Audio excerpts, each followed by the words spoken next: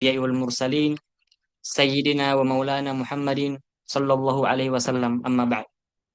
Segala puja dan puji syukur selalu kita ucapkan kepada hadirat Allah Subhanahu wa taala yang senantiasa melimpahkan nikmatnya hingga saat ini.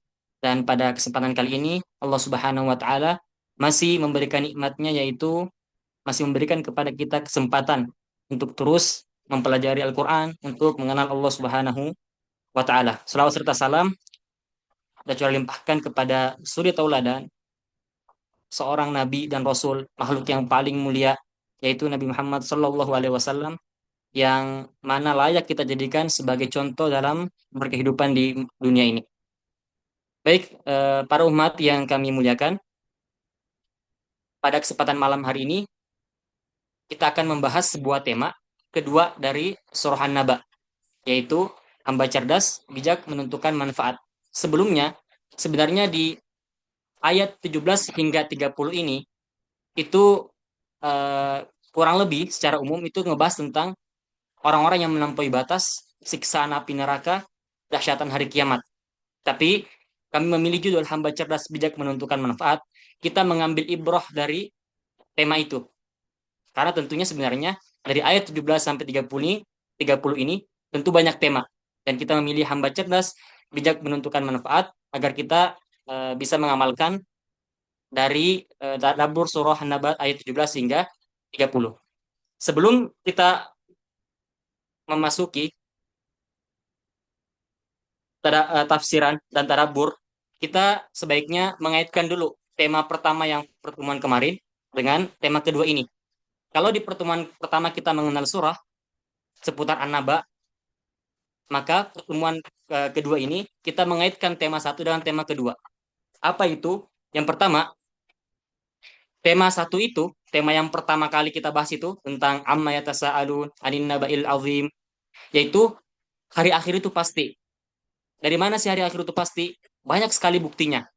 Alamnya yang kita sudah bahas di pertemuan pertama kemarin, Allah menggunakan kata linukhrija bihi habbau wa nabata. Kami keluarkan tumbuhan itu dari bawah tanah, itu dari biji-bijian. Maka sangat mudah bagi Allah Subhanahu wa taala mengeluarkan kembali hambanya yang ada di alam kubur atau di bawah tanah, kemudian dikumpulkan di padang mahsyar. Banyak sekali bukti-bukti alam yang bisa kita lihat. Dan sebenarnya kalau kita mau tadabur lebih dalam lagi, diciptakannya alam ini oleh Allah Subhanahu wa taala seperti matahari, bulan, semua ini sebenarnya selain daripada kebutuhan manusia juga menjadi ibroh liulil absor, liulil albab. Orang-orang yang yang pandai berpikir, yang menggunakan akal hatinya yang bersih, dia tidak hanya melihat matahari itu sebagai apa namanya? Pemberi cahaya atau bulan atau bintang atau alam yang lainnya. Tapi orang-orang yang berakal itu juga berpikir sebagaimana matahari itu punya waktu terbit kemudian terbenam, balik lagi terbit terbenam. Dan ini yang kami ambil kemarin ketika ada acara Lailatul Quran bersama Syekh kami di Mahat. Beliau mentadaburi alam semesta, begitupun bulan. Ya, kalau kita kenal di apa namanya? Komariah, penanggalan Komariah. Begitupun bulan, mulai dari hilal kecil, kemudian di pertengahan 13, 14, 15 kemudian membentuk bulan yang sempurna, kemudian balik lagi. Semua ini ternyata ada waktunya, ada masanya. Siang, malam, berputar lagi. Ternyata di alam ini itu ada waktu. Semua yang berawal seperti makhluk makhluk hidup, dari bayi, tumbuh, anak-anak, remaja, dewasa, hingga menua, semua ada waktu dan ini akan selesai. Akhirnya kita hidup di mana kita ini berada dalam sebuah waktu dan ini semua akan selesai dan kita akan menuju hari akhir yang sudah tidak ada lagi namanya waktu dan itulah kekekalan. Nah, ini tema pertama sebenarnya. Kemudian di tema kedua, setelah kita sudah memahami, oh ternyata hari akhir itu ada, buktinya ada, dan juga pada ayat wa khalaqnakum azwaja, kami ciptakan kalian berpasang-pasangan. Kalau cuma sekedar tafsir saja, kita berhenti di tafsir, oh berpasang-pasangan laki-laki dan perempuan dan lain sebagainya. Tapi kalau kita ambil dari tadaburnya, ternyata semua yang Allah ciptakan di muka bumi ini itu saling bergantung satu sama lain, saling berpasangan. Laki-laki butuh perempuan, perempuan butuh laki-laki, ada malam, ada siang, dan lain sebagainya. Hanya satu yang tidak ada saingan, tidak ada bandingannya, itu Allah Subhanahu wa ta'ala. Itu sisi tadaburnya. Hanya Allah yang berdiri sendiri. Walam yakul lahu kufuwan ahad. Tidak ada apa namanya? Tandingannya atau saingannya. Ini tema nah, di tema kedua, setelah kita paham hari akhir itu ada, buktinya ada, maka di tema kedua malam ini kita bagaimana caranya menjadi hamba cerdas untuk mempersiapkan hari akhir itu yang sudah kita yakini adanya. Kemudian kaitan yang kedua, jika hari akhir itu pasti dan alam sudah menjadi bukti, maka pertanyaannya bukan lagi apakah kiamat itu ada, tapi berubah menjadi bagaimana saya mempersiapkan diri untuk yaumul fasl, untuk hari kepastian, untuk hari kiamat, untuk yaumul mahsyar. Nah, ini kaitannya. Kemudian kaitan yang ketiga, karena setelah Allah menunjukkan bukti kekuasaannya di alam, Allah langsung membawa kita kepada gambaran hari kepastian yaumul fasl. Seakan Allah berkata, kamu sudah melihat tanda-tandanya nih. Ada gunung, ada langit, dan ciptaan-ciptaan Allah yang lainnya. Sekarang pikirkan posisi kamu nanti bagaimana di hari akhir itu, ketika hari itu datang. Kemudian kaitan selanjutnya, dan dari sinilah lahir satu prinsip penting. Hamba yang cerdas tidak bergantung pada sesuatu yang Allah sudah janjikan kekalannya. Jadi, hamba yang cerdas tidak bergantung pada yang fana. Karena semua dunia ini itu kita berada dalam, sebenarnya dalam skema waktu. Ada waktunya semuanya. Apa yang sudah berlalu tidak akan kembali lagi. Maka kita kalau menjadi hamba yang cerdas, ngapain bergantung pada sesuatu yang fana, yaitu dunia. Bagaimana langit pun bisa terbelah, gunung bisa diterbangkan layaknya seperti Fata Morgana, dan alam-alam lainnya yang Allah akan hancurkan di hari kiamat. Kemudian, tema kedua bukan lagi tentang bukti. Di malam ini kita tidak bicara lagi tentang bukti, tapi tentang sikap kita sekarang menghadapi hari akhir itu. Dan yang terakhir, ini yang sangat penting juga, kalau di tema satu kita diajak melihat alam, maka di tema kedua ini kita diajak melihat diri sendiri. Nah, ini kaitannya yang sangat menarik juga. Kalau di tema pertama tadi kita diajak tentang alam naj'alil ardo mihada wal jibala autada, tentang bumi, apa namanya? Gunung, langit. Maka di tema kedua ini ngebahas kita sendiri, melihat diri kita sendiri untuk menghadapi hari kepastian. Baik, kita langsung masuk ke tafsiran. Dan di sini ada perbedaan dari desain slide-nya setelah kami mengevaluasi juga. Dan terima kasih juga kepada Romat yang mengevaluasi atau memperbaiki. Kalau di temuan pertama mungkin slide-nya itu kadang masih membingungkan, ini sebenarnya lagi bahas ayat yang mana. Maka pada malam hari ini kita tampilkan full ayatnya dengan warna kuning. Nanti kita lihat. Dan sebelumnya untuk menambah wawasan kita juga karena namanya juga sahabat literasi tafsir. Jadi kita sebaiknya mengenal beberapa buku-buku tafsir. Dan kami mengambil materi ini dari beberapa buku tafsir. Tidak hanya satu, dua, dan tiga. Tapi banyak dan juga buku-buku yang mendukung tentang tadabur. Di antaranya, tafsir yang paling mudah itu ada tafsir Muyassar, punya Kerajaan Saudi, ada tafsir Mukhtasar. Kalau agak mudah naik sedikit, ini sekaligus menjawab pertanyaan di pertemuan pertama tentang referensi-referensi yang dipakai. Naik dikit ada tafsir Jalalain, ada tafsir Tashil li Ulumit Tanzil karya Imam Ibnu Juzai Al-Maliki. Kalau mau lebih luas lagi, ada Tahrir wa Tanwir karya Tahir Ibnu Ashur, ada Imam Fakhruddin Ar-Razi dalam Mafatihul Ghaib, ada Imam Al-Alusi, tafsir Ruhul Ma'ani, dan beberapa kitab tafsir lainnya. Dan juga kami mengambil dari 4 buku Tadabbur Juz Amma karya masyayikh yang muasir, yang kontemporer. Didukung dengan kitab Mausu'ah Hidayatil Quran 10 jilid. Dan kami mengambil di jilid ke-10. Dan nanti di sini ada keindahan bahasa yang akan kita bahas dari buku ini. Dari Mausu'ah Hidayatil Quran. Langsung saja kita masuk ke tafsir. Yang pertama, nah kita cantumkan ayatnya biar kita fokus. Biar kita kebayang ini lagi bahas ayat yang mana. Ayat yang pertama pada pertemuan malam hari ini yaitu ayat ke-17. Allah Subhanahu wa taala berfirman, "Inna yaumal fasli kana miqata." Yang artinya, maaf sebentar. Sesungguhnya hari keputusan itu adalah waktu yang telah ditetapkan. Ini artinya, ternyata ada yang menarik, kata Imam Al-Alusi dalam tafsirnya Ruhul Ma'ani, kita baca ini, ayat ini adalah awal penjelasan mengenai alasan penundaan perkara yang mereka tanyakan dan segerakan. Jadi, orang-orang musyrik kala itu, kafir Quraisy kala itu, yang menentang Nabi Shallallahu Alaihi Wasallam, mereka mengolok-olok Nabi, menantang Nabi. Kapan sih kalau memang kami akan diazab? Kapan sih hari keputusan itu? Segerakan kalau memang benar. Sama seperti kaum-kaum sebelumnya. Maka kata Imam Al-Alusi dalam tafsirnya Ruhul Ma'ani, nah ini ayat ini nih. Allah Subhanahu wa taala kenapa tidak disegerakan saat itu? Karena hari keputusan adalah waktu yang telah ditetapkan.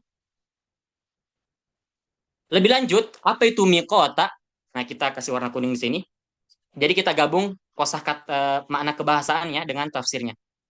Waktu yang ditentukan untuk suatu tindakan, janji yang telah ditetapkan waktunya, dan tempat yang ditentukan untuk sesuatu dilakukan di sana. Singkatnya, mikota itu waktunya sudah dipastikan, tempatnya sudah dipastikan, janjinya pasti dilaksanakan. Jadi mikota ini sangat detail. Jadi cuma tidak tidak hanya sekedar waktu telah ditetapkan tidak, tapi sangat lengkap tempatnya, waktunya, kejadiannya, dan pasti akan terjadi. Ini kata Syekh Hasan Aban Nakah. Lanjut ke ayat 18. Yauma yunfakhu fis suri fatatuna afwaja. Kalau di ayat 17 Allah berfirman, sesungguhnya hari kepastian, hari pemisah itu, kenapa disebut yaumul fasl? Karena dipisahkan nanti mana orang-orang yang zalim, mana orang-orang yang tidak zalim, mana yang baik, mana yang buruk. Dipisahkan untuk diberikan keputusan di yaumul hisab. Kemudian Allah Subhanahu wa taala berfirman, yang artinya yaitu hari ketika sangkakala ditiup. Yang di sini tiupan sangkakala yang kedua.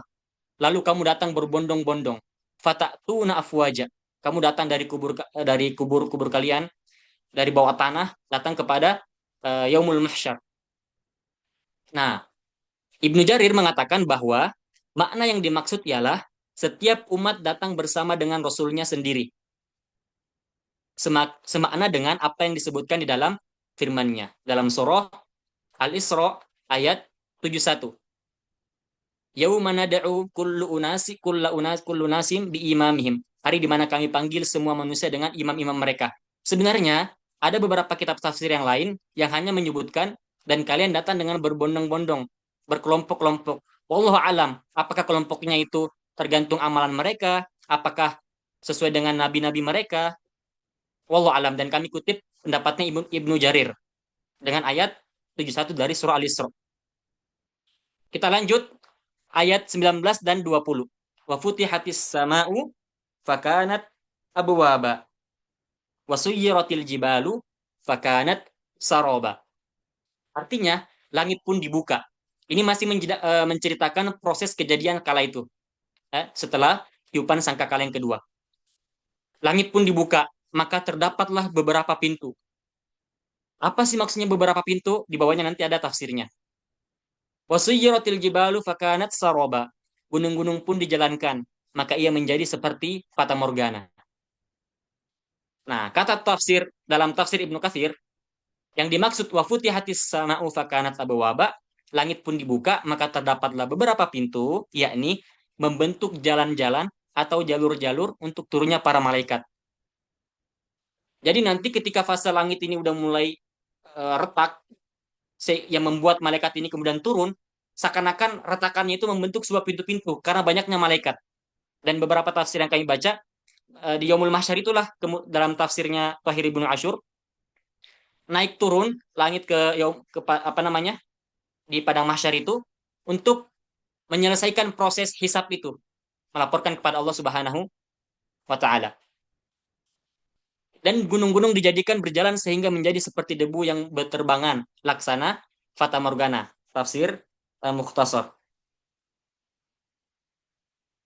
Nah, jadi dari ayat 17 sampai ayat 20 ini menggambarkan proses apa namanya? Kejadian saat itu ketika ditutupnya sangkakala yang kedua. Langit dibuka, turun para malaikat, betapa dahsyatnya kejadian itu. Langit yang gunung yang kita lihat hari ini kokoh, benggah gitu, sangat kuat kita lihat, itu akan diterbangkan seperti Fata Morgana. Kita masuk ke ayat 21.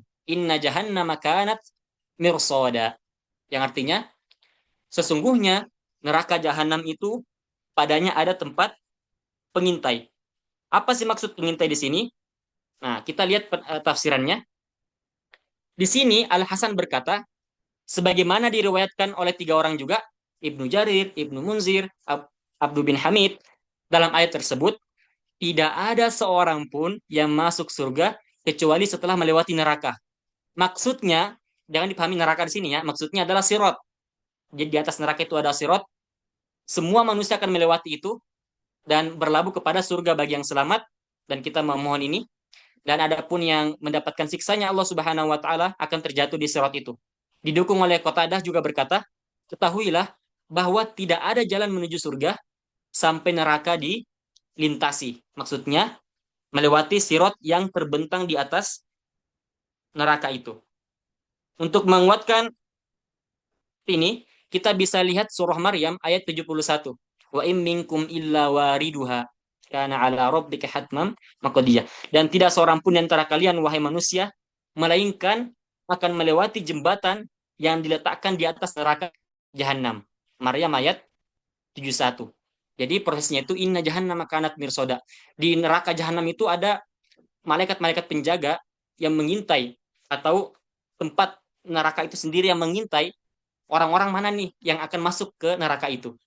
Orang-orang yang zalim. Nanti kita bahas di ayat setelahnya. Adapun orang-orang yang beriman akan selamat dari itu. Littogina ma'aba. Nah, untuk siapa jahanam itu? Inilah menjadi ayat inti kita malam hari ini, menjadi hamba yang cerdas. Littogina ma'aba. Artinya, jahanam itu sebagai tempat kembali bagi orang-orang yang zalim. Apa sih makna zalim itu? Dijelaskanlah oleh Imam Fakhruddin Ar-Razi. Nama tafsirnya Mafatihul Ghaib. Ini tafsir yang sangat panjang, luas. Ciri khas dari tafsir ini itu ketika menyebutkan ayat ini memiliki dua kemungkinan makna. Makna yang pertama memiliki 5 cabang lagi. Dari 5 ini terus bercabang. Panjang sekali kitab tafsir ini. Nah, yang dimaksud dengan orang-orang yang melampaui batas atau itu adalah orang yang sombong kepada Tuhannya dan melampaui batas dalam menentang dan menentangnya. Jadi orang-orang musyrik kala itu mereka sombong kepada Tuhannya, menantang azabnya dan melampaui batas dalam menentang dan menentangnya. Wa kadzdzabu bi ayatina kidzaba. Ayat setelahnya nanti akan kita bahas. Terlebih dari Tahir bin Ashur mendefinisikan at-tughyan, melampaui batas adalah melampaui batas dalam ketidakpedulian terhadap hak orang lain dan kesombongan. Nah, ini perlu kita hati-hati. Ketidakpedulian terhadap hak orang lain. Karena kan memang ada dua tipe ya, kalau kita ingin bertaubat, ada yang kaitan kita dengan Allah langsung, dan yang paling berat itu ketika kita berkaitan dengan hak orang lain, hak sesama. Kita menzolimi orang, syaratnya kata Imam An-Nawawi, itu juga harus menambah permohonan maaf kepada orang itu. Mencuri, membunuh. Kalau hubungan kita dengan Allah Subhanahu wa taala, kasih sayang Allah itu sangat luas. Tapi kalau kita menzolimi orang lain, menyakiti orang lain, semua ini akan dihisap di hari Yaumul Fasl, hari kepastian itu. Maka perlunya menjaga diri daripada hak-hak orang lain. Maka naudzubillah kepada para pemangku jabatan, kepada orang-orang yang diberikan amanah, kemudian tidak menjalankan amanah dengan baik, maka ini semua akan dihisap oleh Allah Subhanahu wa taala. Dan jangan kita berpikir hanya pemangku jabatan itu sebatas pejabat, ya, bupati, ketua atau apapun itu. Kita sendiri pun itu juga menjadi pemimpin sebenarnya. Baik di keluarga, baik amanah yang kita pegang, semua ini menjadi hak-hak kita yang perlu kita jaga. Amanah yang perlu kita jaga agar tidak menzolimi hak orang lain. Terlebih lebih jelasnya, kata Dr. Nasir bin Sulaiman dalam kitabnya Rihlatut Tadabbur, kezaliman adalah sifat mereka. Dan bentuk-bentuk kezaliman itu banyak. Nah, ini lebih dijelaskan lagi. Lebih didetailkan lagi. Suami yang menzalimi istrinya, kata beliau. Orang tua yang menzalimi anaknya, begitu pun sebaliknya. Anak yang menzalimi orang tuanya. dan tetangga yang menzolimi tetangganya. Jadi jangan hanya berpikir, oh kezoliman itu bagi para penguasa. Tidak, tentu juga. Apakah kita juga pernah terpikirkan kita zalim kepada tetangga, kita zalim kepada orang tua, kita zalim kepada saudara, suami kepada istri, istri kepada suami, dan kerabat-kerabat lainnya. Jadi perlu diperhatikan litogina ma'aba. Karena orang-orang tugian itu, orang-orang yang melampaui batas itu, ini sebenarnya ayat ini konteksnya di orang-orang musyrik itu yang mendustakan Nabi. Tapi kita ambil sisi tadaburnya, jangan sampai kita melampaui batas. Ada kesombongan dalam diri untuk menentang aturan-aturan Allah Subhanahu wa taala. Karena orang-orang at-tagin itu ma'aba, tempat kembalinya kemana? Inna jahannama kanat mirsoda. Jahannam itulah ma'abanya mereka, tempat kembalinya mereka. Kita masuk ke ayat selanjutnya. Di sini menjelaskan ciri-ciri atau karakter atau apa namanya ya, sifatnya daripada azab neraka itu. Siksa mereka yang mereka rasakan. Labithina fiha ahqaba la yadhukuna fiha bardaw wala syaraba illa hamimau wa ghassaqa. Mereka menetap di dalamnya berabad-abad, tidak ada batasnya. Labithina fiha ahqaba. Mereka tidak merasa kesejukan di dalamnya dan tidak pula mendapat minuman selain air yang mendidih dan nanah. Labithina fiha ahqaba. Apa itu ahqaba? Labithina, mereka menetap di dalamnya ahqaba. Ahqaba itu bentuk jamak daripada kata hukup. Hukup itu dalam beberapa tafsir yang kami baca, ada yang mengatakan 30 tahun. Jadi hukup itu satu hukup itu ada yang mengatakan 30 tahun, ada yang mengatakan 70 tahun, ada yang mengatakan 80 tahun, bahkan ada yang mengatakan 300 tahun. Nah, itu satu hukup. Sedangkan hitungan hari itu kalau fisanatin mimma ta'udun, satu harinya seperti 1000 tahun di dunia. Dan ahkoba adalah jamak. Setelah selesai satu hukum, ratusan tahun itu yang dikali. Jadi kalau misalnya kita ambil pendapat 300 tahun atau 70 tahun, satu harinya seperti 1000 tahun. Dan satu tahunnya ada 365 hari. Sangat lama. Setelah satu hukum, datang hukum kedua. Koba, banyak sekali hukum itu. Maka ini menjadi bentuk kiasan sebenarnya. Mereka itu tinggal sangat lama, kekal bagi orang-orang yang mati dalam kekafiran, dan akan kembali ke surga bagi yang ada iman di dalam hatinya. Mereka tidak merasakan dingin di dalamnya dan juga tidak mendapatkan minuman kecuali hamim. Apa sih hamim itu? Air yang sangat panas hingga mencapai puncak panasnya. Jadi ini udah nggak kebayang. Bahkan ada tafsir yang kami baca, hamim itu air yang kalau dipanasi sudah tidak lagi panas di atasnya. Saking panasnya. Air yang sangat panas hingga mencapai puncak panasnya. Ini di kitab As-Siraj fi Bayani Gharibil Quran. Sangat dahsyat. Dan juga gosako. Apa itu gosako?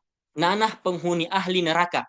Karena kulit-kulit mereka kemudian melepuh oleh panasnya api neraka sehingga mengeluarkan nanah. Itu makna hamim dan juga gosako. Ini yang mereka minum. Bahkan ada tafsir juga yang menarik itu, yang sangat dahsyat. Ketika mereka betul-betul kehausan di sana tidak ada minuman, mereka tidak mau terpaksa minum dan tidak ada yang bisa mereka minum kecuali air yang sangat panas dan tidak ada lagi panas setelahnya. Sangat menyiksa. Oleh karenanya, kalau kita balik ke ayat 24 itu, labisina fiha Qobat 23, mereka kekal di dalamnya. Kami teringat kisahnya Umar bin Khattab dalam kitab Mausu'ah Hidayatul Quran. Suatu ketika Umar bin Khattab ini melewati sebuah padang pasir, melewati sebuah padang pasir, bukit pasir. Dan Umar bin Khattab ini kemudian menangis di perbukitan itu. Ditanyalah kepada Umar bin Khattab, ma yubki kayak Amirul Mukminin. Apa yang membuat engkau menangis wahai Amirul Mukminin? Maka kata Umar bin Khattab, aku teringat penduduk neraka. Seandainya mereka kekal di neraka, sebanyak jumlah pasir ini, ketika waktu itu lagi di padang pasir, seandainya mereka kekal di neraka sebanyak jumlah pasir ini, mereka masih memiliki batas waktu untuk keluar karena terbatas. Walaupun sebanyak ini, masih ada batasnya untuk keluar, masih ada waktu untuk bisa keluar. Tapi kenyataannya adalah mereka kekal abadi. Jangankan dipenuhi dengan azab, diam saja dalam waktu yang lama, ini pun siksaan. Bagaimana dengan ditambahkan azab? Apalagi azabnya terus ditambah. Fazuku falan nazidakum illa azaba. Dan rasakanlah tidaklah kami tambahkan azab kepada kalian kecuali azab itu lagi.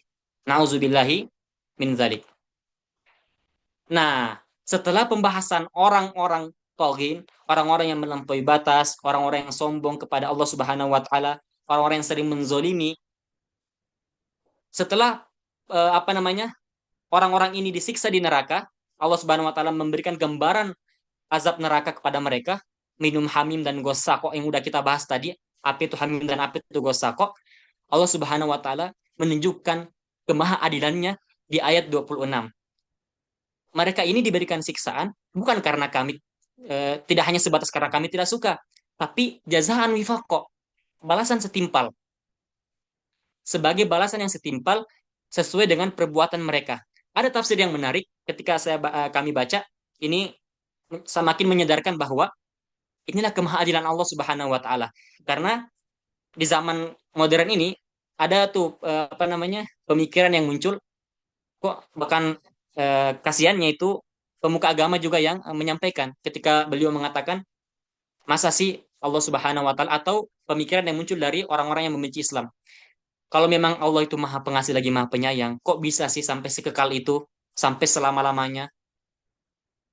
Kita jawab di sini menggunakan tafsir Jalalain, karyanya dua Imam Jalal, Al-Mahali dan Suyuti. Tidak ada dosa yang lebih besar dari kekafiran, dan tidak ada azab yang lebih besar daripada api neraka. Ini jawaban yang paling apa ya, menenangkan hati.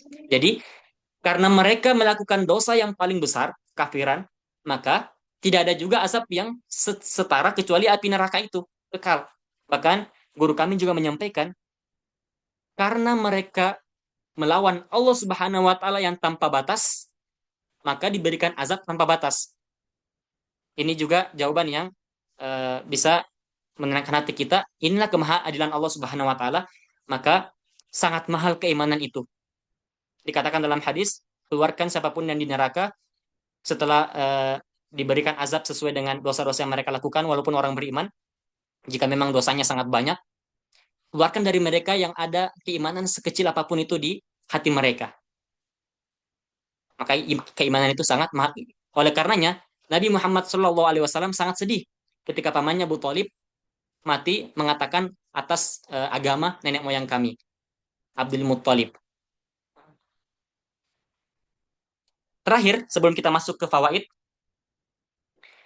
pada ayat selanjutnya, innahum kanu la yarjuna hisaba. Sekarang ciri-ciri mereka nih, orang-orang yang masuk ke neraka itu. Innahum kanu la yarjuna hisaba. Nanti kita bahas hamba cerdas di fawaid. Kita pahami dulu tafsirnya. Innahum kanu la yarjuna hisaba. Wa kadzabu bi ayatina kidzaba wa kulla syai'in ahsaynahu kitaba fadzuku falan nazidakum illa azaba. Kita bahas artinya.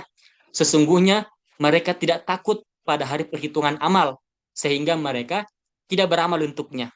Karena orang-orang kafir, orang-orang musyrik kala itu tidak takut sama sekali pada hari perhitungan amal, yaumul hisab, yaumul fasl.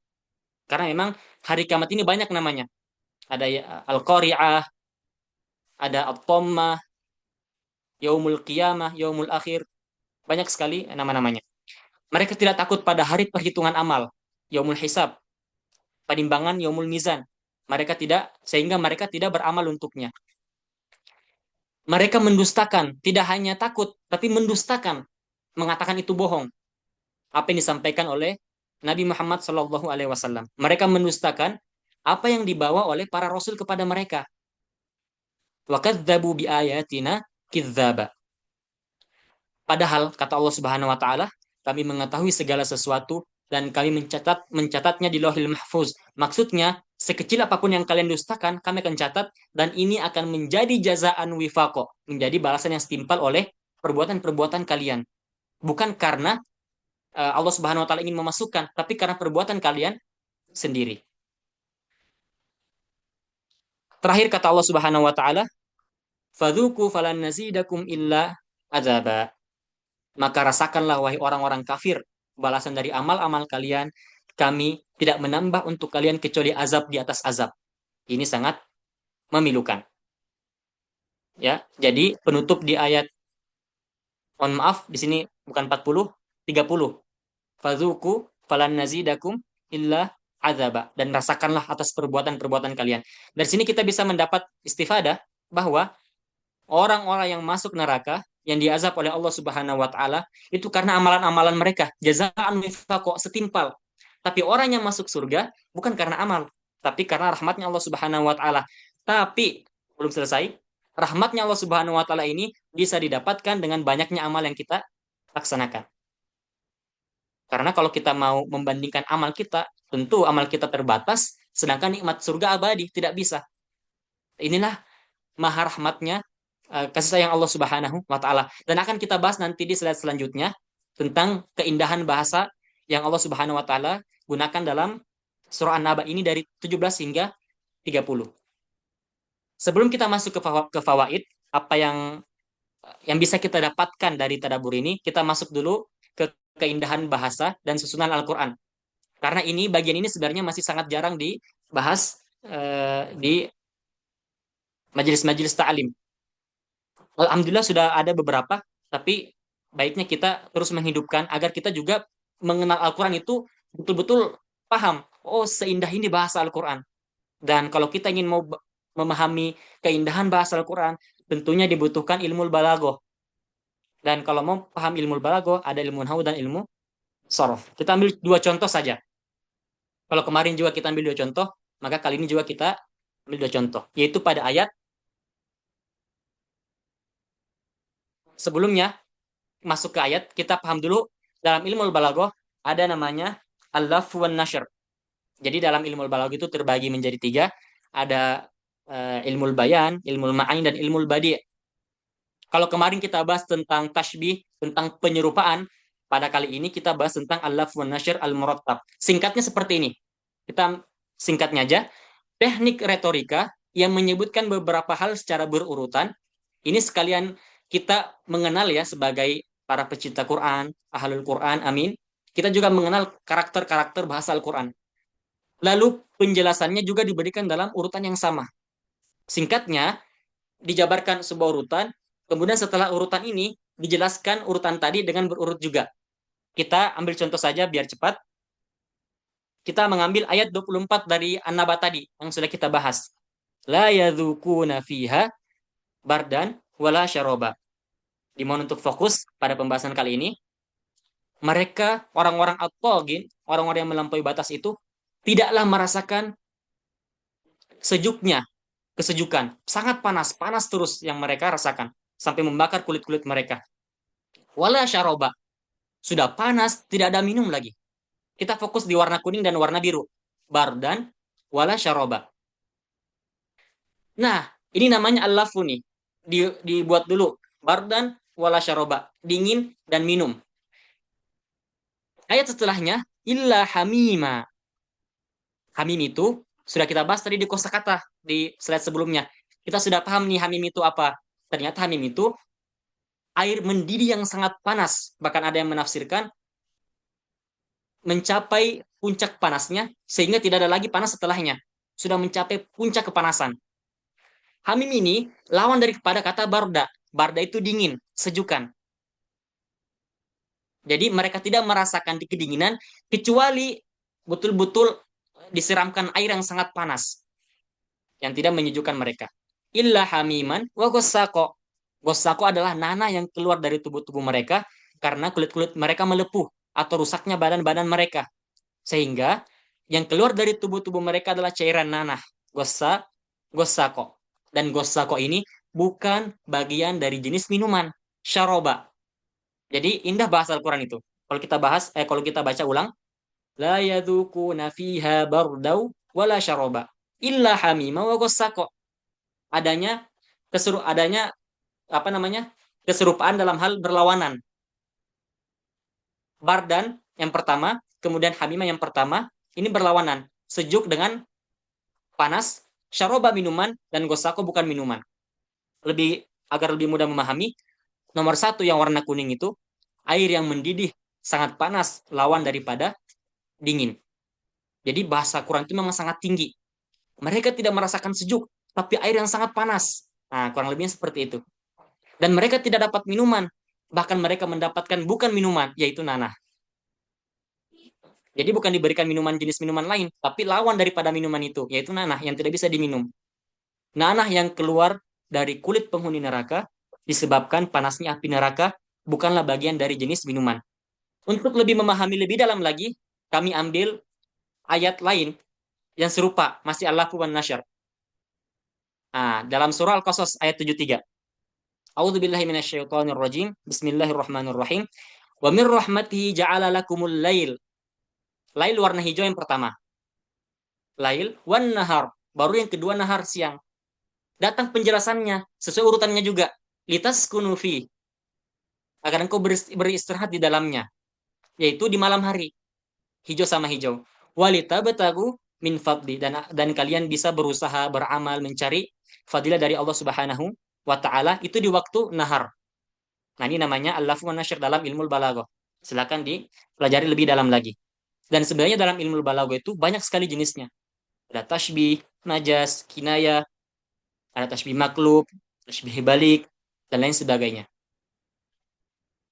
Yang pertama, warna hijau itu agar kamu beristirahat pada malam hari. Dan yang kedua yang warna biru muda ini, Toska, agar kamu mencari sebagian karunianya pada siang hari. Adanya kesesuaian urutan. Makanya orang-orang zaman itu, zaman Rasul, tawanan perang ketika ditawan oleh kaum muslimin, ketika Nabi SAW itu membaca sebuah ayat dalam surah Al-Waqiah. Kalau nggak salah itu pada ayat antum takhluqunahu am nahnul khaliqun. Maka tawan ini kemudian dijelaskan dia mengatakan kada qalbi ayyatir, seakan-akan hatiku mau terbang karena mereka itu orang-orang kala itu sangat pandai dalam berbahasa Arab, dalam berretorika, dalam membuat syair. Ketika mereka mendengarkan ayat-ayat Al-Quran, mereka sangat takjub. Bahkan surah An-Nasr juga ketika didengarkan oleh Amr bin As kalau tidak salah, kemudian langsung menyegerakan ingin memeluk agama Islam. Al-Kautsar. Kemudian juga surah-surah yang lainnya. Banyak sekali di zaman kala itu Umar bin Khattab yang mendengarkan surah Toha langsung kemudian mendatangi Nabi kemudian memeluk Islam. Dan kita bisa memahami keindahan bahasa Al-Quran dengan pendekatan ilmu balaghah. Yang terakhir, yang kedua, kita masuk ke setelahnya. Kalau tadi kita bahas apa namanya mengenal keindahan bahasa, tata letak bahas urutan ayat Al-Quran, kalimat dalam ayat Al-Quran, maka yang kedua ini kita masuk ke keindahan bahasa yang Allah Subhanahu Wa Taala gunakan dalam ayat 27 surah An-Naba. Fokus, innahum kanu la yarjuna hisaba. Kenapa sih orang-orang melampaui batas itu masuk ke neraka? Ya karena mereka la yarjun. Arti daripada la yarjun itu adalah mereka tidak berharap. Dan ditafsirkan oleh para ulama, sebenarnya mereka tidak takut. Tapi Allah Subhanahu wa taala menggunakan kata la yarjun. Nah, kebanyakan mufassir menjelaskan ayat ini, mereka tidak takut akan hari hisab. Dan ayat ini menggunakan kata mengharap, roja, la yarjun. Bukan takut. Takut itu bahasa Arabnya khauf. Kalau mau kita bilang, kalau mau kita bilang, innahum kanu la yakhafuna hisaba. Sesungguhnya mereka itu tidak takut akan hari hisab. Tapi Allah Subhanahu wa taala menggunakan kata la yarjuna hisaba. Apa sih keindahannya? Kita lihat penjelasan setelahnya. Maksudnya Allah ingin menunjukkan bahwa sebenarnya rahmatnya sangat luas dan bisa mereka dapatkan jika saja mereka mau beriman, jika saja mereka mau berharap. Lebih jelas lagi kesimpulannya. Namun, karena mereka benar-benar cuek orang-orang kafir itu dan mengabaikan akhirat, mereka bahkan tidak punya sedikit pun keinginan. Lahir Jun. Ada keinginan dalam hati aja tuh nggak ada untuk mengharap ampunan Allah. Inilah bentuk kelalaian sangat parah. Jadi ketika Allah berfirman, karena mereka itu tidak mau berharap. Cuma berharap aja sedikit. Padahal hakikatnya mereka tidak takut. La yakhafun. Tapi Allah menggunakan la yarjun. ingin menunjukkan betapa luasnya kasih sayang Allah Subhanahu wa taala. Walaupun hakikatnya mereka tidak takut, Allah masih menggunakan kata la yarjun. Mereka tidak mau berharap, ingin menunjukkan rahmat Allah itu sangat luas. Maka bagi seorang hamba yang merasa bergelimang dengan dosa, jangan pernah putus asa. Sebagaimana yang dikisahkan masyhur pembunuh 99 orang yang sudah bergelimang dosa, semua jenis dosa sudah dia lakukan, datang kepada salah seorang alim, kemudian meminta apakah saya diterima tobatnya. Sang alim itu menjawab, tidak mungkin, saking banyaknya dosa yang kamu perbuat. Maka si pembunuh ini membunuh orang alim itu sehingga genaplah menjadi 100. Sehingga orang ini kemudian mendatangi seorang alim yang kedua. Dari sinilah kemudian dia meninggal, kemudian dimasukkan ke dalam surganya Allah Subhanahu wa taala karena jaraknya yang mendekati kepada kebenaran. Kita masuk kepada fawaid. Kita sudah bahas tafsiran ayatnya, kita sudah bahas keindahan bahasa Al-Qur'an. Sekarang kita masuk faidah apa sih yang bisa kita dapatkan dari pembahasan tafsir tadi. Mohon maaf, kami simpulkan dulu, kami ikatkan lagi. Pembahasan malam hari ini tentang hari Yaumul Fasl, hari kepastian itu akan ada, sudah ditentukan waktunya, hari yang sangat dahsyat ketika kemudian para malaikat turun dari langit, ya, sibuk menjalankan perintah Allah Subhanahu wa taala dalam Yaumul Hisab itu. Kemudian gunung-gunung diterbangkan dan pada neraka ada tempat pengintai menunggu orang-orang at-taghin, orang-orang yang melampaui batas, orang-orang yang banyak berbuat zalim, orang-orang yang ada kesombongan dalam dirinya kepada Allah Subhanahu wa taala. Mereka inilah tempat kembalinya kepada neraka. Kenapa sih? Karena jazaan wifaqa. Balasan setimpal sesuai dengan apa yang mereka perbuat. Apa ciri-cirinya? Innahum kanu la yarjuna hisaba. Mereka tidak takut. Bahkan keindahan bahasa yang kita ambil malam hari ini, Allah sangat luas rahmat dan kasih sayangnya menggunakan kata la yarjun. Seandainya mau berharap sedikit saja, Allah bisa ampunkan. Dan tidak hanya itu, wakadzabu bi ayatina kidzaba. Bahkan mereka mendustakan, berani mengatakan ini bohong, ini dusta, ini buatan Nabi Muhammad sallallahu alaihi wasallam. Nauzubillahi min zalik. Maka mereka mendapatkan siksaan yang begitu keras berupa tidak mendapatkan dingin, tapi air yang sangat panas. Kita tadi sudah bahas di pindahan bahasa, dan juga tidak mendapatkan minuman kecuali yang bukan minuman, agosako, yaitu nanah. Maka kata Allah Subhanahu wa taala, "Kulla syai' saynahu kitaba." Semua sudah kita catat. Semua yang kalian perbuat, kami berikan balasan tentang itu. Fadzuku falan nazidakum illa adzaba. Maka rasakanlah azab itu dan kami tidak menambah kecuali azab demi azab. Terus bertambah azabnya. Dan Umar bin Khattab menangis, seandainya mereka hidup di neraka sejumlah butir pasir ini, mungkin masih ada waktunya kesempatan untuk keluar. Tapi mereka kekal. Tidak terbayang seperti apa Fir'aun, Abu Lahab, ya, yang orang-orang yang Allah klaim dalam Al-Quran kekekalan mereka di neraka, Korun, Namrud, dan lain sebagainya. Kita masuk ke fawaid. Apa sih faedah yang bisa kita dapatkan pada malam hari ini? Izin menjelaskan sedikit, apa itu fawaid? Fawaid itu adalah jamak daripada faidah. Singkatnya, faidah-faidah apa nih yang bisa kita ambil? Hal-hal baik apa yang bisa kita dapatkan dari Tadabbur ayat 17 sampai 30 yang berkaitan dengan tema hamba cerdas, bijak menentukan manfaat. Yang pertama, orang cerdas itu yang berpikir mulai dari ujung. Kami tidak hanya sekedar mencantumkan fawaid, tapi coba kita kaji. Faidah pertama ini diambil dari ayat yang mana sih? Kok tiba-tiba ada orang cerdas itu yang berpikir mulai dari ujung? Ini kita ambil dari ayat littogina ma'aba. Ma'aba itu tempat kembali. Artinya tempat kembali itu adalah tempat yang paling ujung. Orang cerdas itu udah berpikir, ujung daripada perjalanan ini kemana sih sebenarnya? Oh, ternyata cuma dua tempat. Kalau bukan surga atau neraka. Adapun Al-A'raf itu tengah-tengah, itu beda pembahasan juga. Orang-orang yang sama amalnya. Yang jelas, hanya ada dua kekal.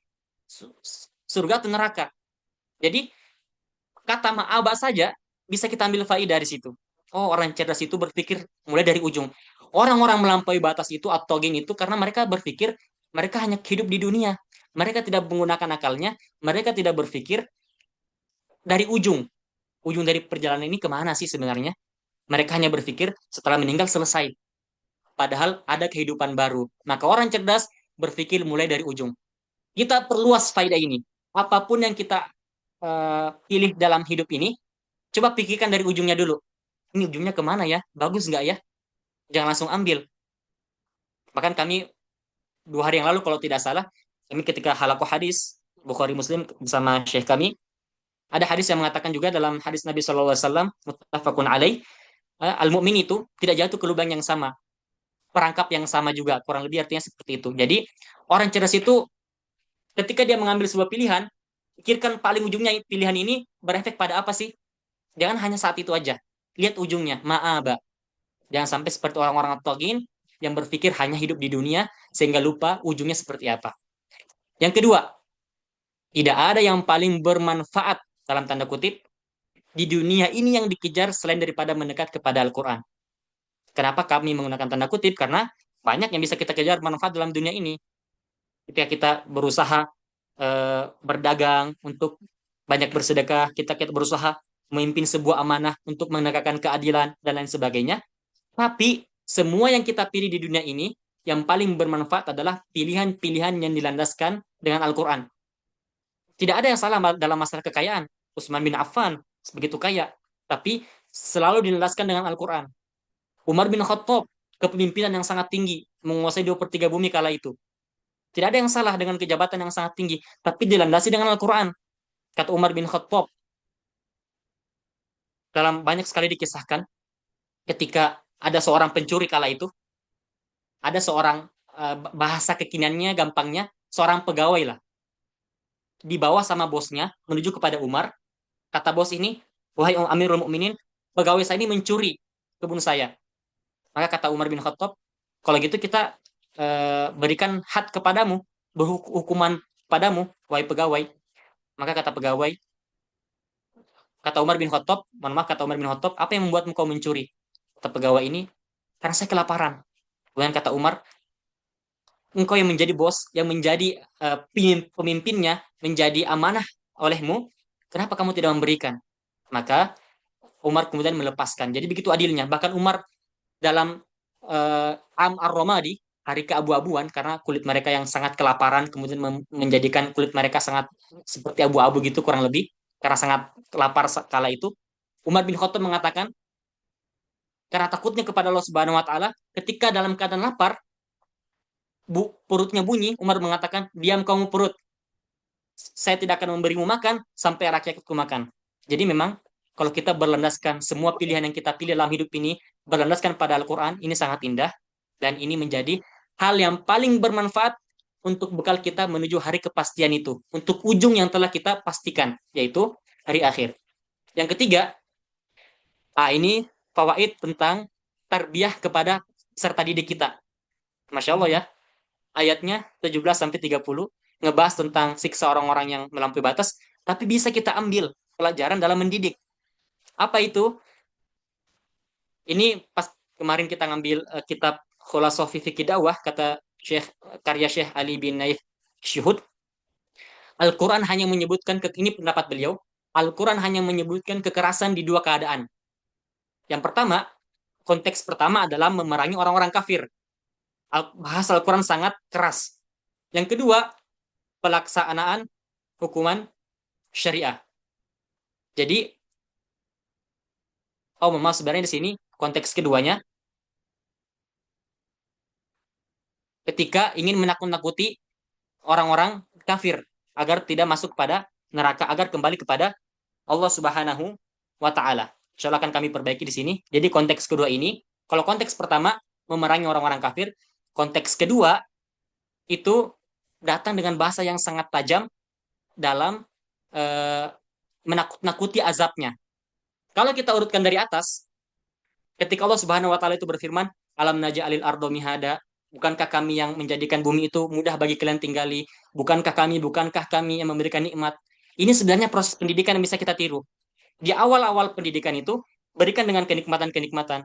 Diajak dialog dengan baik. Bukankah kami yang memberikan kamu nikmat? Bukankah kami yang bla bla bla bla? Tapi kalau masih saja peserta didik ini masih membangkang, masih tidak percaya, maka bolehlah datangkan dengan kata-kata yang lebih tajam. La yadukuna fiha barda wala syaraba illa hamiman wa ghassaqa. Ini faedah yang ketiga. Yang keempat, seringkali seorang gelisah karena takut kehilangan sesuatu yang sebenarnya memang tidak pernah dijanjikan kekal, apalagi tidak ada kaitannya dengan hari akhir. Dan sekarang banyak sekali kasus-kasus terutama di negara kita yang mempeributkan tanah, yang mempeributkan masalah-masalah dunia, padahal mereka lupa itu tidak kekal. Makanya kami juga kadang suka bingung. Para koruptor-koruptor, para pencuri uang yang sangat banyak, yang ribuan triliun, yang dia sendiri tidak bisa menghabiskan dalam satu hari. Terus mereka kumpulkan untuk apa? Mereka mati, uang yang mereka kumpulkan dinikmati dengan orang lain. Jabatan terlalu banyak, sehingga kemudian lalai dari amanah, dan seterusnya. Ngapain kita gelisah, takut kehilangan sesuatu yang sebenarnya memang tidak pernah dijanjikan kekal. Bisa kita tiru kaum Ansor ketika pembagian harta rampasan di Hunain itu, ketika Rasulullah membagikan harta rampasan kepada beberapa muhajirin, kepada orang-orang yang baru masuk Islam, Ansor tidak mendapatkan apa-apa. Mereka mengadu, kemudian kata Rasul, bukankah kalian bangga ketika kalian tidak mendapatkan apa-apa, tapi kalian mendapatkan saya dan saya pulang bersama kalian. Jadi memang dunia di mata Rasulullah, dalam ajaran Islam itu sangat kecil nilainya di hadapan hari akhir. Yang kelima, dalam Al-Quran banyak dikisahkan At-Taghin sebagai ibrah. Kita mengenal Fir'aun, pemangku jabatan tertinggi kala itu, yang kemudian melampaui batas, Allah tenggelamkan. Tidak ada gunanya. Pemegang harta yang paling banyak kala itu Korun, juga tidak ada gunanya. Namrud, dan lain-lain sebagainya. Banyak sekali kisah-kisah At-Taghin agar kita mengambil pelajaran sebagai ibrah. Sebagai pelajaran. Yang keenam, ini dia yang penting juga nih. Yang berbahaya tidak hanya dosa besar yang jarang dilakukan, tapi dosa kecil yang terasa biasa. Ciri-ciri orang-orang togin itu, orang-orang yang melampaui batas, yang membangkang kepada Allah, di antaranya seperti ini. Karena kita juga kadang seseorang itu, mohon maaf, kadang seseorang itu merasa aman-aman aja kalau tidak melakukan dosa besar, tapi lupa. Ini perlu kita hati-hati. Dosa kecil yang terasa biasa ini menjadi penyebab kemudian bisa menuju kepada dosa besar. Seperti Walid bin Mughirah.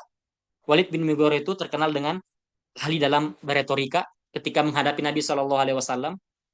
Awalnya Walid ini percaya, mengagumi bahasa Al-Quran, tapi karena dia menganggap dosa kecil itu biasa, meremehkan, tahap pertamanya meremehkan, sehingga berujung kepada dosa-dosa yang besar.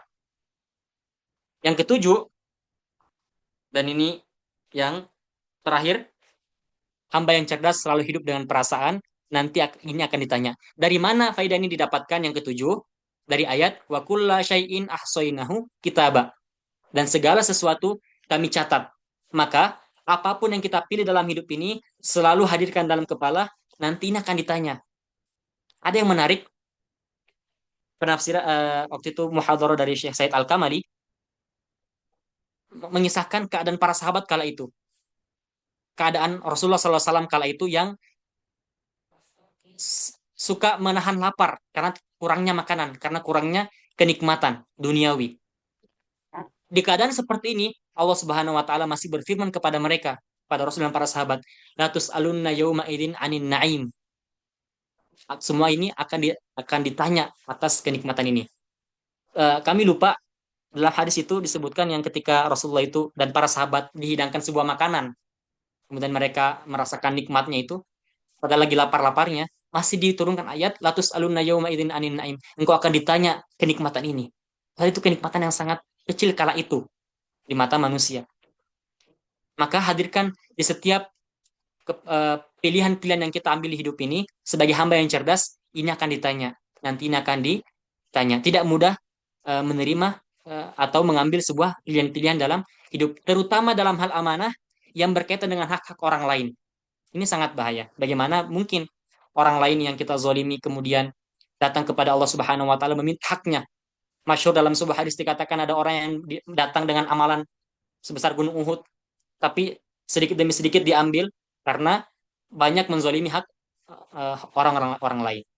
Setelah faedah-faedah yang kita dapatkan, amal apa yang bisa kita kerjakan? Yang pertama, sebagai hamba yang cerdas, menjadikan program memahami Al-Quran adalah program nomor satu seumur hidup sampai Allah wafatkan dalam keadaan ahlul Quran.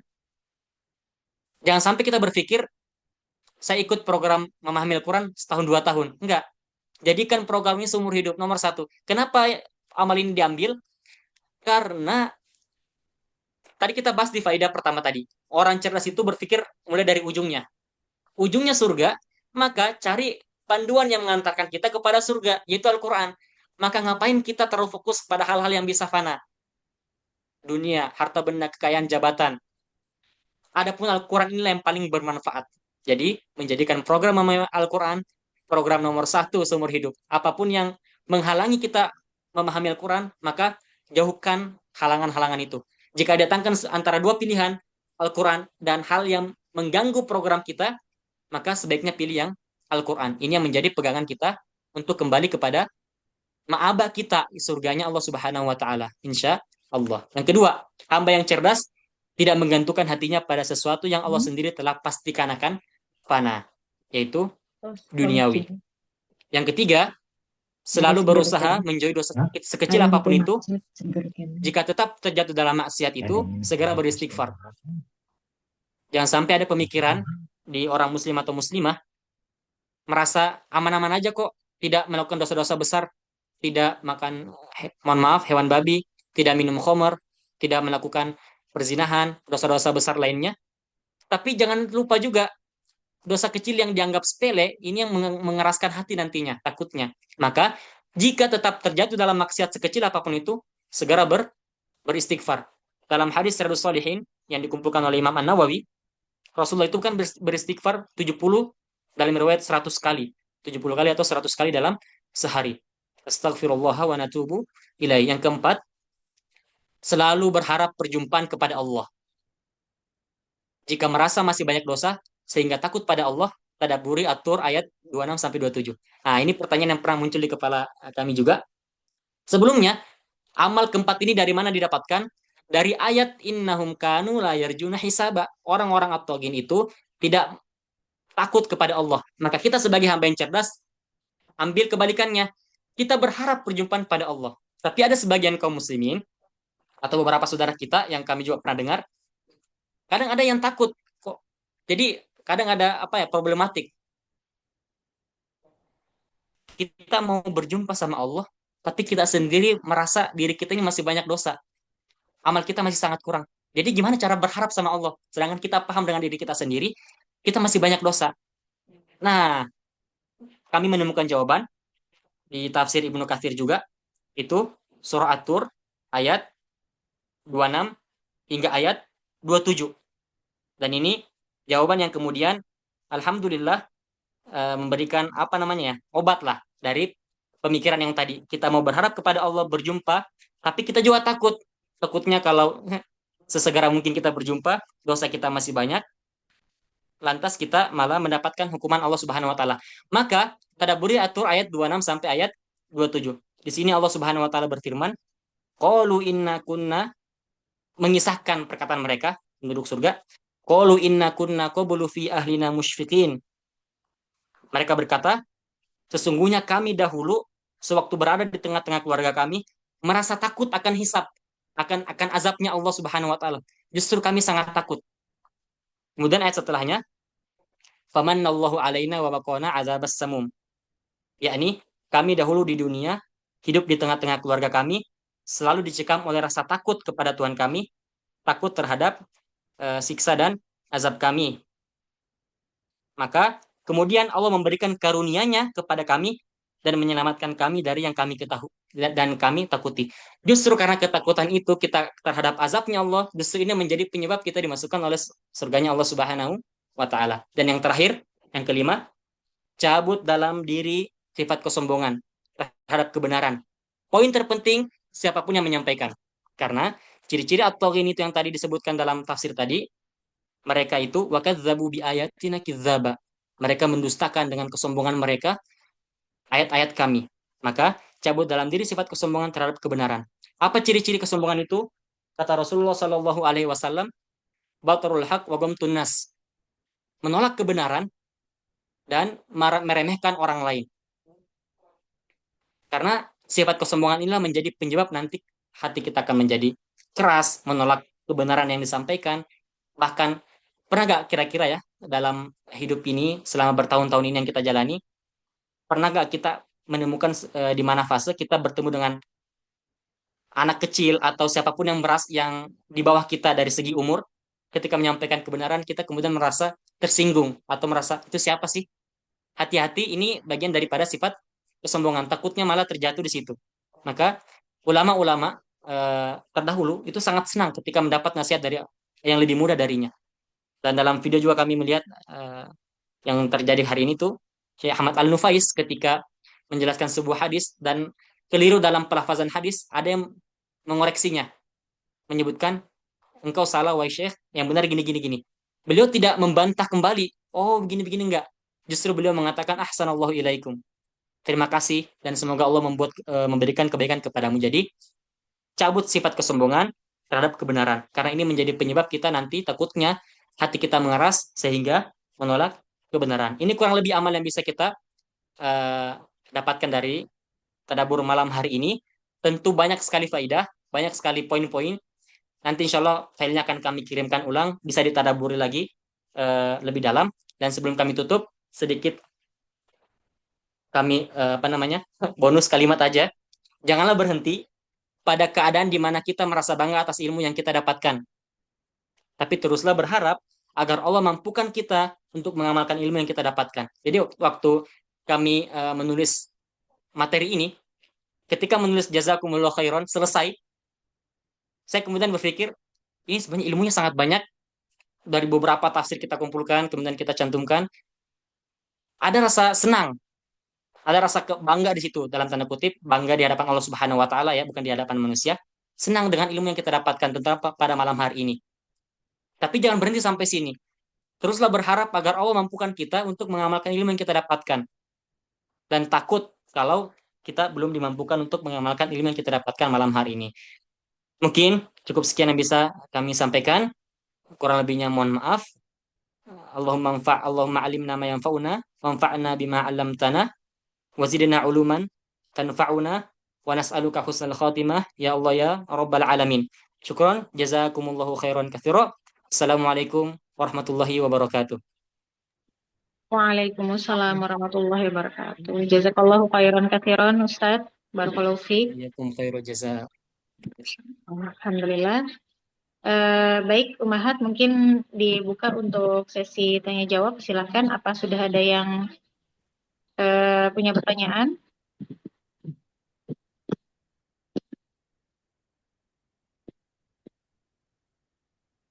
Boleh raise hand atau mungkin langsung langsung saja juga nggak apa-apa.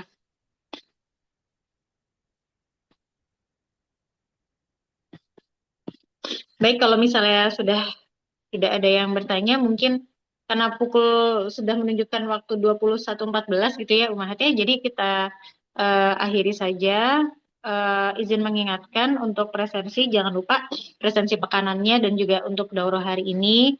Kemudian kami juga ucapkan jazakumullahu khairan katsiran kepada peserta yang sudah berantusias ya untuk mengumpulkan tugasnya, yaitu merangkum, membuat resume dari bacaan-bacaan yang sudah pernah kita baca gitu ya di buku Quran Mapping itu. Nanti insya Allah kita akan saling berbagi ya, insya Allah. Gitu. Kan di apa masing-masing grup itu kan ada tugasnya gitu ya, tugas masing-masingnya tugasnya sama gitu. Tapi nanti supaya punya insight yang berbeda, insya Allah kita akan saling sharing gitu ya untuk tugas tadaburnya. Baik, kita akhiri saja kalau gitu. Kita juga sudah di penghujung acara. Sebelumnya saya mohon maaf atas segala kekhilafan, kekeliruan, atau ada kata yang kurang berkenan, kesalahan murni dari saya, dan kesempurnaan dari Allah Subhanahu wa Ta'ala. Kita akhiri saja dengan hamdalah, alhamdulillahirabbil alamin, dan istighfar sebanyak-banyaknya. Astagfirullahaladzim, astagfirullahaladzim, astagfirullahaladzim. Allahumma atimma lana ala khair, fatahallahu alaina futuhal arifin. Subhanakallahumma bihamdik, asyhadu an la ilaha illa anta, astaghfiruka wa atubu ilaik. Wassalamualaikum warahmatullahi wabarakatuh. Waalaikumsalam warahmatullahi wabarakatuh. Terima Saja ada semuanya. Barakallahu fiik. kasih.